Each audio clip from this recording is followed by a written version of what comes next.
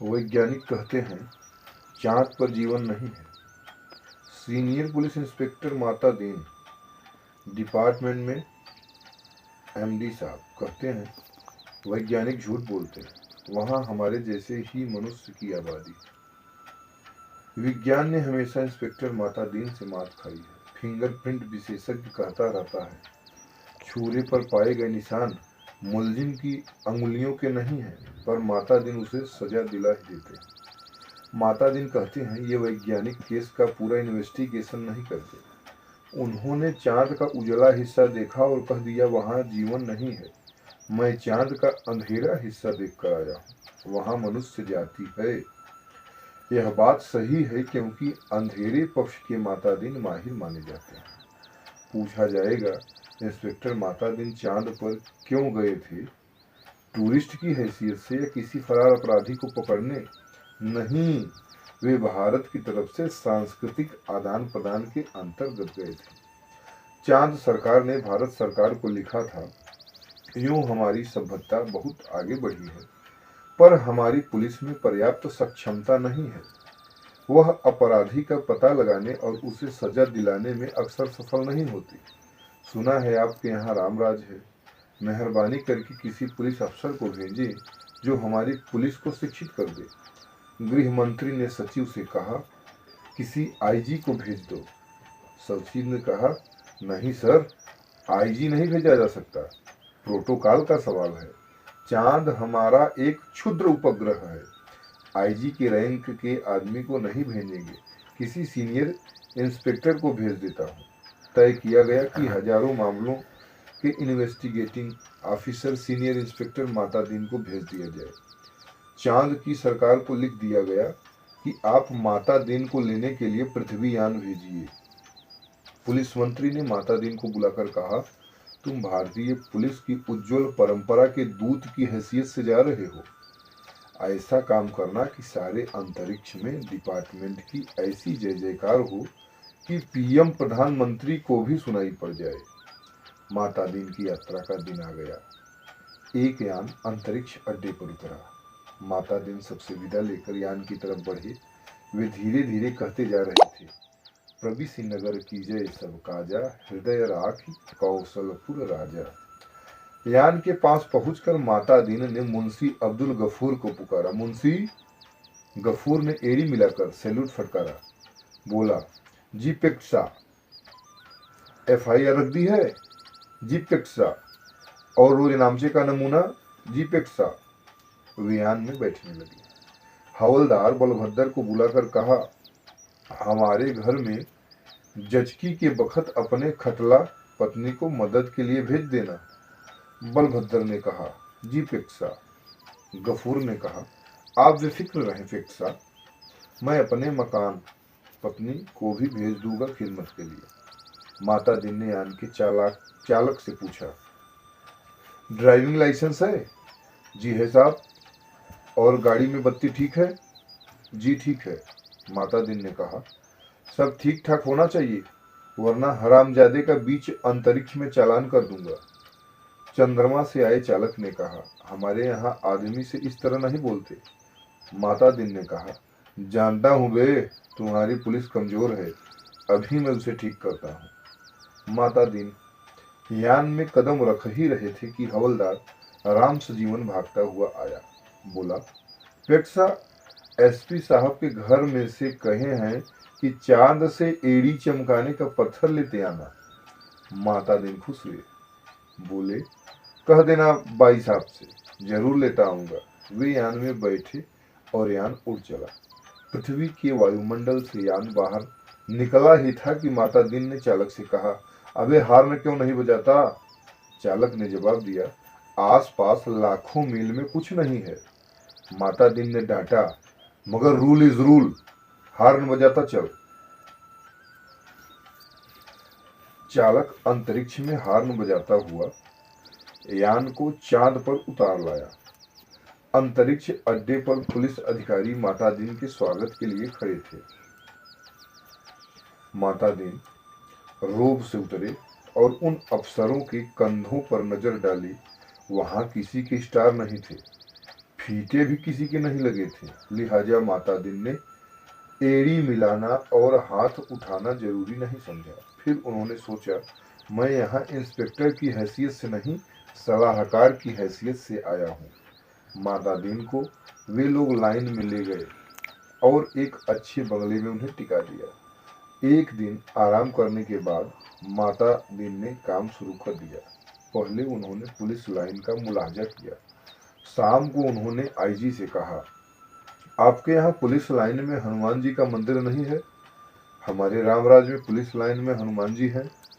IG ने कहा, हनुमान कौन थे? हम नहीं जानते। माता दिन ने कहा, हनुमान का दर्शन हर कर्तव्य परायण पुलिस वाले के लिए जरूरी है। हनुमान सुग्रीव के यहाँ स्पेशल ब्रांच में थे। उन्होंने सीता माता का पता लगाया था। एबडक्शन का मामला था, दफा 362। हनुमान जी ने रावण को सजा वहीं दे दी, उसकी प्रॉपर्टी में आग लगा दी। पुलिस को यह अधिकार होना चाहिए कि अपराधी को पकड़ा और वहीं सजा दे दी, अदालत में जाने का झंझट नहीं। मगर यह सिस्टम अभी हमारे रामराज में भी चालू नहीं हुआ है। हनुमान जी के काम से भगवान राम बहुत खुश हुए। वे उन्हें अयोध्या ले आए और टाउन ड्यूटी में तैनात कर दिया। वही हनुमान हमारे आराध्य देव हैं। मैं उनकी फोटो लेता आया हूँ। उस पर से मूर्तियां बनवाइए और हर पुलिस लाइन में स्थापित करवाइए। थोड़े ही दिनों में चांद की हर पुलिस लाइन में हनुमान जी स्थापित हो गए। माता दिन उन कारणों का अध्ययन कर रहे थे जिनसे पुलिस लापरवाह और अलाल हो गई है। वह अपराधों पर ध्यान नहीं देती, कोई कारण नहीं मिल रहा था। एकाएक उनकी बुद्धि में एक चमक आई। उन्होंने मुंशी से कहा, जरा तनख्वाह का रजिस्टर बताओ। तनख्वाह का रजिस्टर देखा तो सब समझ गए। कारण पकड़ में आ गया। शाम को उन्होंने पुलिस मंत्री से कहा, मैं समझ गया कि आपकी पुलिस मुस्तैद क्यों नहीं है। आप इतनी बड़ी तनख्वाहें देते हैं इसीलिए। सिपाही को 500, थानेदार को 1000, ये क्या मजाक है? आखिर पुलिस अपराधी को क्यों पकड़े? हमारे यहाँ सिपाही को 100 और इंस्पेक्टर को 200 देते हैं, तो वे 24 घंटे जुर्म की तलाश करते हैं। आप तनख्वाहें फौरन घटाइए। पुलिस मंत्री ने कहा, मगर यह तो अन्याय होगा। अच्छा वेतन नहीं मिलेगा तो वे काम ही क्यों करेंगे? माता दिन ने कहा, इसमें कोई अन्याय नहीं है। आप देखेंगे कि पहली घटी हुई तनख्वाह मिलते ही आपकी पुलिस की मनोवृत्ति में क्रांतिकारी परिवर्तन हो जाएगा। पुलिस मंत्री ने तनख्वाहें घटा दी और 2-3 महीनों में सचमुच बहुत फर्क आ गया। पुलिस एकदम मुस्तैद हो गई, सोते से एकदम जाग गई, चारों तरफ नजर रखने लगी। अपराधियों की दुनिया में घबराहट छा गई। पुलिस मंत्री ने तमाम थानों के रिकॉर्ड बुलाकर देखे। पहले से कई गुने अधिक केस रजिस्टर हुए थे। उन्होंने माता दिन से कहा, मैं आपकी सूझ की तारीफ करता हूँ, आपने क्रांति कर दी। पर यह हुआ किस तरह? माता दिन ने समझाया, बात बहुत मामूली है। कम तनख्वाह दोगे तो मुलाजिम की गुजर नहीं होगी। 100 रुपयों में सिपाही बच्चों को नहीं पाल सकता। 200 में इंस्पेक्टर ठाट बाट नहीं मेंटेन कर सकता। उसे ऊपरी आमदनी करनी ही पड़ेगी, और ऊपरी आमदनी तभी होगी जब वह अपराधी को पकड़ेगा, गरज कि वह अपराधों पर नजर रखेगा, सचेत, कर्तव्यपरायण और मुस्तैद हो जाएगा। हमारे रामराज के स्वच्छ और सक्षम प्रशासक का यही रहस्य है। चंद्रलोक में इस चमत्कार की खबर फैल गई। लोग माता दिन को देखने आने लगे कि वह आदमी कैसा है जो तनख्वाह कम करके सक्षमता ला देता है। पुलिस के लोग भी खुश थे। वे कहते, गुरु आप इधर न पधारते तो हम सभी कोरी तनख्वाह से ही गुजर करते रहते। सरकार भी खुश थी कि मुनाफे का बजट बनने वाला था। आधी समस्या हल हो गई। पुलिस अपराधी पकड़ने लगी थी। अब मामले की जांच विधि में सुधार करना रह गया था। अपराधी को पकड़ने के बाद उसे सजा दिलाना माता दिन इंतजार कर रहे थे कि कोई बड़ा केस हो जाए तो नमूने के तौर पर इसका इन्वेस्टिगेशन कर बताऊं। एक दिन आपसी मारपीट में एक आदमी मारा गया। माता दिन कोतवाली में आकर बैठ गए और बोले, नमूने के लिए इस केस का इन्वेस्टिगेशन मैं करता हूँ, आप लोग सीखिए। यह कत्ल का केस है। कत्ल के केस में एविडेंस बहुत पक्का होना चाहिए। कोतवाल ने कहा, पहले कातिल का पता लगाया जाएगा, तभी तो एविडेंस इकट्ठा किया जाएगा। माता दिन ने कहा, नहीं, उल्टे मत चलो, पहले एविडेंस देखो। क्या कहीं खून मिला, किसी के कपड़ों पर या और कहीं? एक इंस्पेक्टर ने कहा, हाँ, मारने वाले तो भाग गए थे, मृतक सड़क पर बेहोश पड़ा था। एक भला आदमी वहां रहता है, उसने उठाकर अस्पताल भेजा। उस भले आदमी के कपड़ों पर खून के दाग लग गए हैं। माता दिन ने कहा, उसे फौरन गिरफ्तार करो। कोतवाल ने कहा, मगर उसने तो मरते हुए आदमी की मदद की थी। माता दिन ने कहा, वह सब ठीक है, पर तुम खून के दाग ढूंढने और कहाँ जाओगे? जो एविडेंस मिल रहा है उसे तो कब्जे में करो। वह भला आदमी पकड़कर बुलवा लिया गया। उसने कहा, मैंने तो मरते आदमी को अस्पताल भिजवाया था, मेरा क्या कसूर है? चांद की पुलिस उसकी बात से एकदम प्रभावित हुई। माता दिन प्रभावित नहीं हुए। सारा पुलिस महकमा उत्सुक था कि अब माता दिन क्या तर्क निकालते हैं। माता दिन ने उससे कहा, पर तुम झगड़े की जगह गए क्यों? उसने जवाब दिया, मैं झगड़े की जगह नहीं गया, मेरा वहां मकान है, झगड़ा मेरे मकान के सामने हुआ। अब फिर माता दिन की प्रतिभा की परीक्षा थी। सारा महकमा उत्सुक देख रहा था। माता दिन ने कहा, मकान तो ठीक है, पर मैं पूछता हूँ झगड़े की जगह जाना ही क्यों?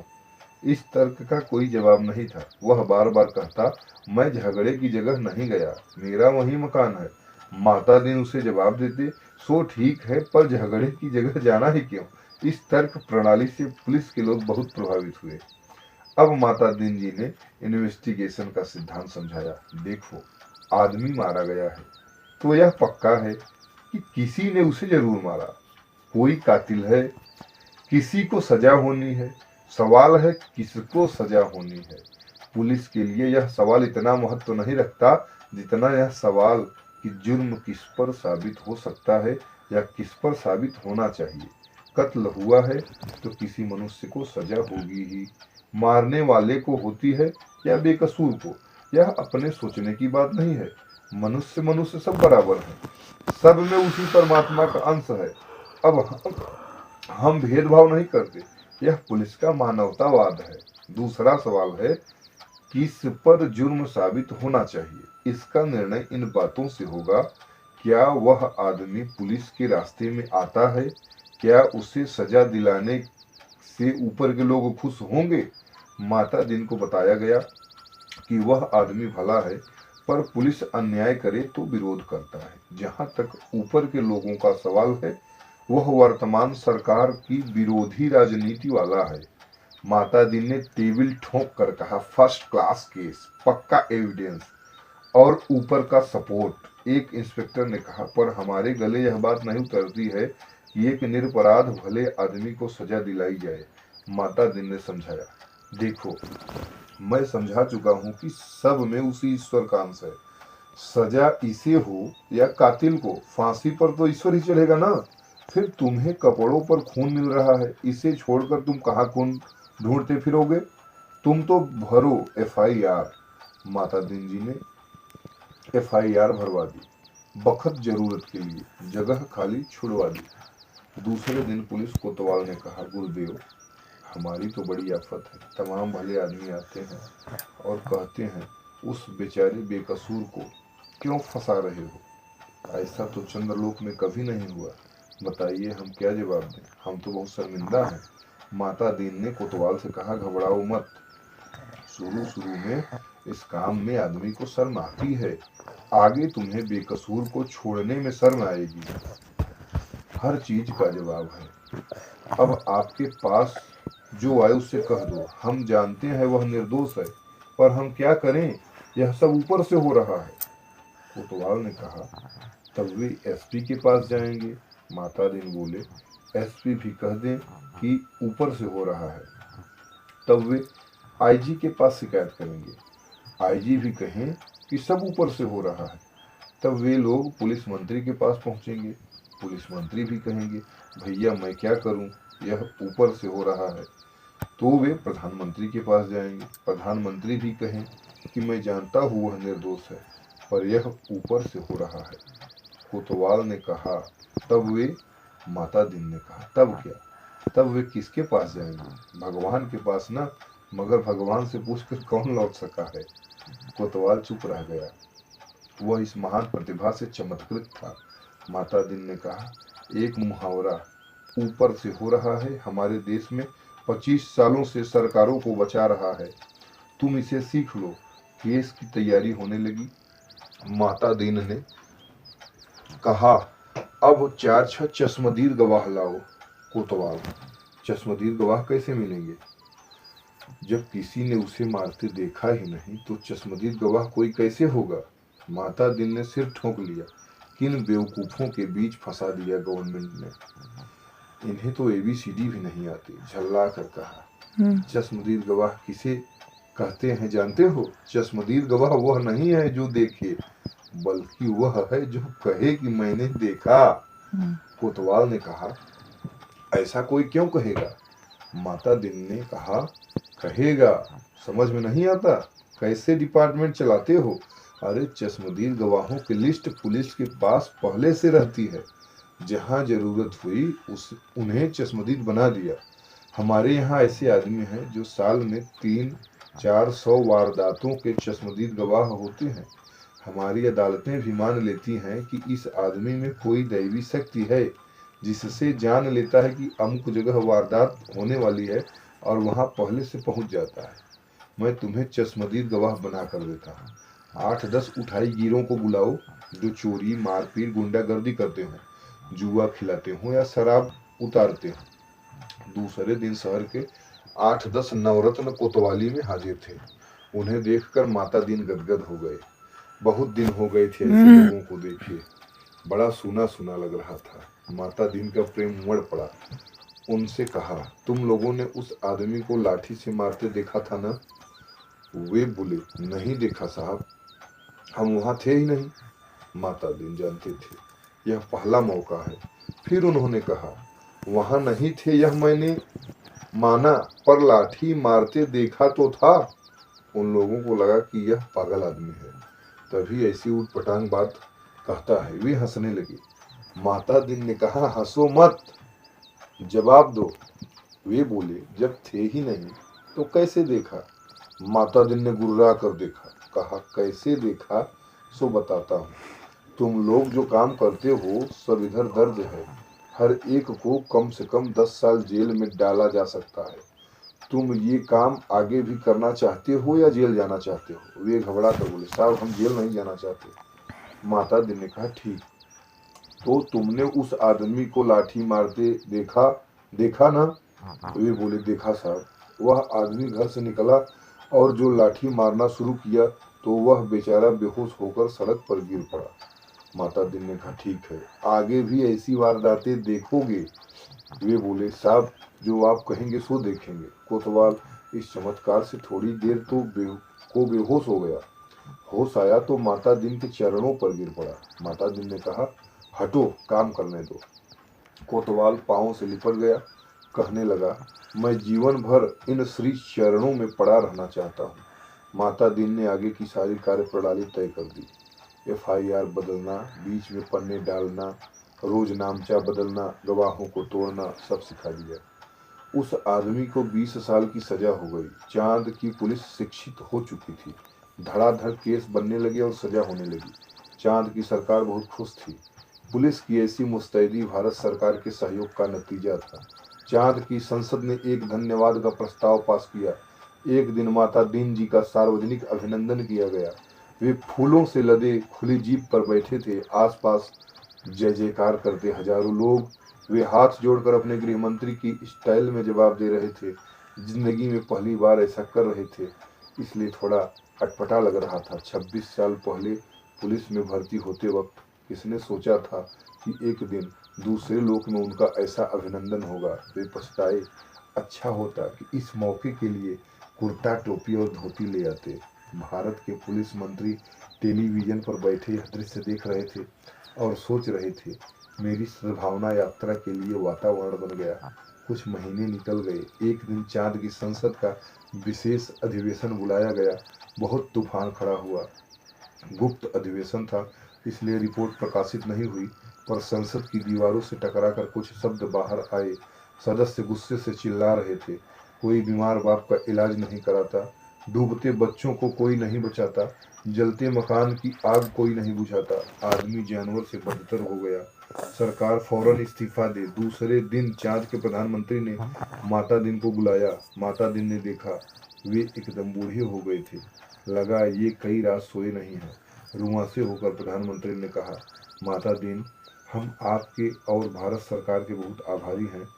अब आप कल देश वापस लौट जाइए। माता दिन ने कहा, मैं तो टर्म खत्म करके ही जाऊंगा। प्रधानमंत्री ने कहा, आप बाकी टर्म का वेतन ले जाइए, डबल ले जाइए, ट्रिपल ले जाइए। माता दिन ने कहा, हमारा सिद्धांत है, हमें पैसा नहीं काम प्यारा है। आखिर चांद के प्रधानमंत्री ने भारत के प्रधानमंत्री को एक गुप्त पत्र लिखा।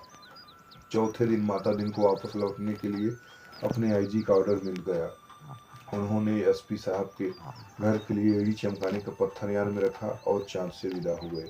उन्हें जाते देख पुलिस वाले रो पड़े। बहुत अरसे तक यह रहस्य बना रहा कि आखिर चांद में ऐसा क्या हो गया कि माता दिन को इस तरह एकदम लौटना पड़ा। चांद के प्रधानमंत्री ने भारत के प्रधानमंत्री को क्या लिखा था? एक दिन वह पत्र खुल ही गया। उसमें लिखा था, इंस्पेक्टर, माता दिन की सेवाएं हमें प्रदान करने के लिए अनेक धन्यवाद, पर अब आप उन्हें फौरन बुला लें। हम भारत को मित्र देश समझते थे, पर आपने हमारे साथ शत्रुवत व्यवहार किया है। हम भोले लोगों से आपने विश्वासघात किया है। आपके माता दिन ने हमारी पुलिस को जैसा कर दिया है, उसके नतीजे ये हुए हैं। कोई आदमी किसी मरते हुए आदमी के पास नहीं जाता, इस डर से कि वह कत्ल के मामले में फंसा दिया जाएगा। बेटा बीमार बाप की सेवा नहीं करता, वह डरता है बाप मर गया तो उस पर कहीं हत्या का आरोप न लगा दिया जाए। घर जलते रहते हैं और कोई बुझाने नहीं जाता, डरता है कि कहीं उस पर आग लगाने का जुर्म कायम न कर दिया जाए। बच्चे नदी में डूबते रहते हैं और कोई उन्हें नहीं बचाता, इस डर से कि उस पर बच्चों को डुबाने का आरोप न लग जाए। सारे मानवीय संबंध समाप्त हो रहे हैं। माता दीन जी ने हमारी आधी संस्कृति नष्ट कर दी है। अगर वे यहाँ रहे तो पूरी संस्कृति नष्ट कर देंगे। उन्हें फौरन राम राज में बुला लिया जाए। हरिशंकर परसाई की कलम से। धन्यवाद। नमस्कार। वैज्ञानिक